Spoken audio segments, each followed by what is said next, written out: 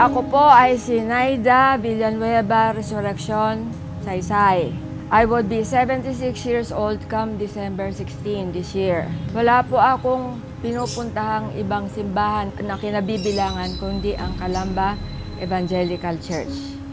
Ang aking paniniwala ay ang Panginoon ay tumatawag sa isang maliit na boses. Hindi lang ito reserbado sa iilang tao. Lahat tayo ay tinatawagan, lahat tayo ay kinakatukan. Kanya nga lang, medyo napalakas yata ang katok sa amin. Kaya parang it would be very easy to give that much. Yung tanong na yan ay ang sagot ko ay never. Paano ako mapapagod? Taking into consideration, ano ang biyaya na ibinigay na sa pamilya namin? Ano ang provision? Ano ang protection? Ano ang lahat? Yung mga ibinibigay, pera lang yan. Pero ang protection, ang pangako ng Panginoon na hindi kami iiwan ni pababayaan, wala sigurong makakapalit na yon na halaga. Parang hindi anong prayer eh. Kasi pag ako ay nagbibigay, hindi na ako nananalangin sa Panginoon. Nasa tibok ng aking puso. At yun ang kaligayahan ko, ang maglingkod at magbigay sa Panginoon. I don't think na kailangan ko pang sabihin sa Panginoon na, Lord, magbibigay po ako sa inyo, may kapalit po ba? Hindi na kailangan yon. Kasi dito nang gagaling. Ang pinag-uumpisaan ng lahat is I love the Lord and I trust na kung ano man na ibinigay namin, hindi mawawala ng kabuluhan. Hindi naman sa naghahanap ng kapalit, kung hindi, talagang pure and simple, trust and obey. Paano mong magda-doubt ka kung walang joy?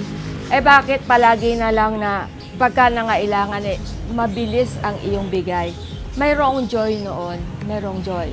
Kaya nga si ate, ang sabi niya, gumaan ang kanyang pakiramdam nang nagbigay siya ng malaking halaga para sa lupa. Gumaan ang pakiramdam niya. Kasi mabigat yun eh. Hindi mo alam kung kanino mo iiwanan.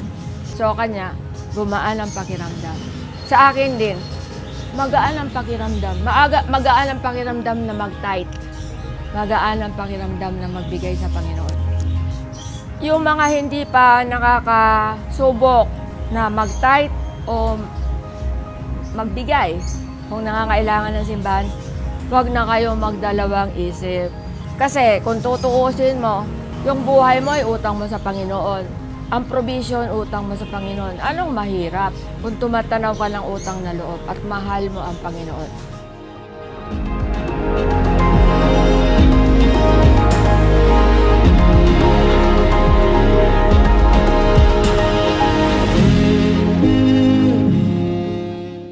Ako po si Jazz. At ako naman si Gary. So mag-asawa po kami dalawa. At kasama po namin yung aming mga anak, si Lisbeth, si Diday at ang aming bunsoy, si Nikki. Ayan. Ayan po sila. Member po kami dito since 2008. Ayan, natatandaan ko nung ang aking anak na si Diday pa ay aking pinagbubuntis. We started here. Ayan, magkasama kaming pamilya. Nag-join at naging miyembro po dito sa church. Ako po si Rutay at ito po ang aking anak, si Matthew at si Iki. Lagi niyo po nakikita tuwing linggo. Nandito daw kami, sabi ni Chi, nag-umpisa kami maging close mula nung 1984. So 40 years na po kami dito. Kami po, hindi ko na matandaan kung kailan kami nag-start mag-tithe. Pero yung faithfully, nung pandemic time, so 2020, talagang mahirap ang buhay noon. Nakita ko yung blessing ni Lord sa amin. Ayan, naiyak ako. Kahit pandemic, hindi kami nawalan ng work, hindi kami nawalan ng kinikita. So doon ko nakita yung blessing ni Lord, kaya naisip ko talagang kailangan naming magbalik ng mga blessings na binibigay niya sa amin. Ever since naman yung offerings, mga pledges, we faithfully give our offerings. Pero yung tithing talaga, yun yung the best na na-experience namin, na nakita namin sa aming pamilya na napakagandang way of giving thanks to our God. Sobrang pagbabalik ng Panginoon sa amin. Hindi na namin lubos maisip yon, pero sobrang masarap sa pakiramdam na alam mo na faithfully nagtatides ka para sa Panginoon. Ako po ay dahil na inculcate na sa amin, being a pastor's kid, 10% ako ever since.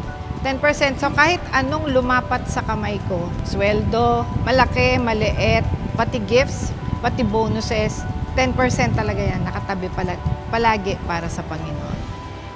Kung iisipin mo talagang pagka hindi ka sanay nagtatides at nakikita mo yung laki nung, halimbawa, yung pagtatides mo, yung ibabawas mo, ay minsan iisipin mo, naku, ang dami ng grocery nito, or ang dami kong mabibiling personal things for me, pero hindi na mahirap para sa amin kasi nakaset aside na talaga yung pang-tides namin. So, hindi na nagkakaroon ng chance na utangin ko to, or hindi ako makapagbigay, kasi definitely, nakabukod na ito para sa Panginoon.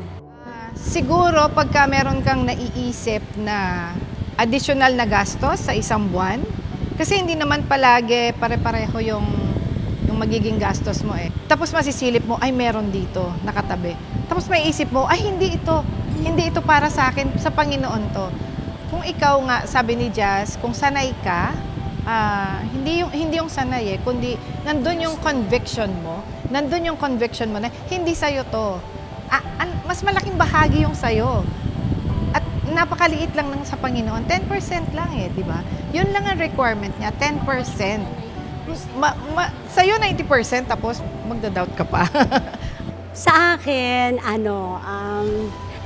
siguro pumapasok sa isip ko because hindi dahil sa sobrang tapat, kundi dahil siguro nagtatides ako, or ang Panginoon, sabi nga mas pa yung kaya niyang gawin sa atin, hindi natin kayang maisip yon. Pero ang napapansin ko, lalo na nung kami ay naging tapat sa aming pagbibigay, ramdam na ramdam ko, totoo to, hindi ako nagbibiro, yung wallet ko, feeling ko hindi nauubusan ng laman. Totoo yun. So parang nakikita niyo, napaka-generous ako, magpakain, magbigay ng mga something na mayroon ako. I don't know, pero sa totoo lang, talagang ramdam ko na, ayan na yung sweldo, pagkakinsenas katapusan, hindi ko nararamdaman na nagkukulang ang laman ng wallet ko. Sa akin naman po, nawawala ng laman yung wallet ko.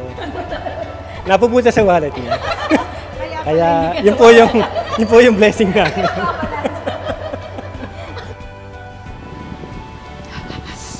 Nung mawala yung tatay ni Matthew, kasi nandun yung fear. What now? Kami na lang. Pero alam nyo ba, after nun, saka nagbuhos ang Panginoon ng sobrang blessing. Grabe. Sabi ko, Panginoon, paano po ito pagka po kami na lang? Dinagdagan niya ako ng trabaho. Ibig sabihin, may dagdag na sweldo. Hindi lang isa, dinalawa niya. Ganon siya ka-faithful. Alam nyo, pinatunayan niya, siya ang aming tatay. Ako naman, hindi ko masabi kung ano nagbago, kung ano yung nagbago sa buhay ko. Pero ang alam ko lang, masaya. Ano naman kahit naman siguro tayo lahat, basta nagbigay ka, iba yung pakiramdam. Lalo po kung para sa Panginoon yung binigay mo, di ba? Hindi mo pang hihinayangan yon. Every time meron tayo dito sa church na dapat magbigay tayo for kung ano man yung ating mga project ng church. Aside pa doon sa talagang tithes mo na binibigay, iba yung joy kapag alam mo na part ka nung isang part activity na yon. So, kung nagbibigay ka ng more, how much more yung kayang ibigay ng Panginoon sa iyo. Pero we're not giving dahil alam namin na mayroong kapalit. Hindi ganun yon. We are giving because wholeheartedly we would like to give for the Lord. Major na pagbabago yung trabaho ko ngayon.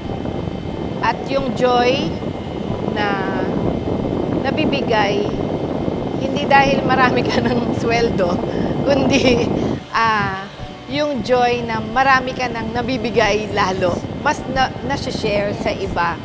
And you can also help other. Nagbibigay din ako sa ibang institution para doon. Sa ibang pastors. Masarap magbigay sa pastors, promise. Promise, hindi kailangang madami. Pero yung pag umakbay ka sa pastor, tapos i-bless mo siya ng iba yung joy na nararamdaman doon. Pagka daw nagbibigay ka, hindi mo kailangang ipaalam sa maraming tao. Natutunan ko yon, halimbawa mag-slip ka ng something para sa ganito, kay ganito. Alam mo, kung hindi man nakikita ng mga tao yon, nakikita ng Diyos yun. Nakikita niya kung gaano yung heart mo na tumulong at magbigay. Siguro dahil nga open ka. At yun yung one thing na na-test ko na sobrang sarap ng damdamin. Kapag ka, hindi naman kailangan malaki eh. Kahit magkano lang na alam mo na ikakasiya ng kapatid mo o ng isang manggagawa, sobra-sobra yung katuwaan para sa kanila. At higit para sa amin, katuwaan namin yon na magbigay kung ano din naman yung kakayanan din naman namin. Pag bumulong ang Holy Spirit sa atin, makinig po tayo, huwag tayong matakot. Baka iniisip natin, last 1,000 ko na to, bibigay ko ba yung 500? Pagka binulungan tayo ng Panginoon, kailangan niya ng anak ko. Ano tayo? Sunod tayo. Makikita mo kung paano kanya gagantihan. I want to challenge everyone. Ito po ang tandaan nyo, katulad ng sinabi ko kanina, lahat ng bagay na ito ay bigay lang sa atin and temporary lang tayo dito sa earth. Ayan. So lahat ng tinatangkilik natin ngayon ay galing sa Panginoon. Why not give? 10% nga lang ang hinihingi sa atin eh. Pero kung kaya nyo pang dagdagan more than 10%, why not? This is dapat ito ay bukal sa ating mga kalooban. Sabi nga, ang nagbibigay, magbigay tayo according sa kakayanan at hindi mabigat sa ating kalooban at dapat ay nagbibigay ng masaya. Subukan mong subukin ang Panginoon sa iyong buhay. Kasi we have tested and we have experienced kung gaano kabuti at ano ang kayang-kaya. Immeasurable things ang kayang ibigay sa iyo ng Panginoon. Subukin mo siya na maging tapat ka sa pagtatites mo. And I'm sure 105% hindi mauubusan ang kaban mo. Promise ko yan sa iyo. At yun din ang promise ng Panginoon sa iyo. Sinabi naman niya yon subukan niyo ako. Tingnan niyo kung hindi ko buksan ang mga pinto at bintanang durungawan para ikaw ay pagpalain. Masarap magbigay, masayang magbigay. Huwag kang matakot kasi hindi natin kayang pantayan ang pagbibigay niya sa atin. Tithe now and you will not be tithe anymore.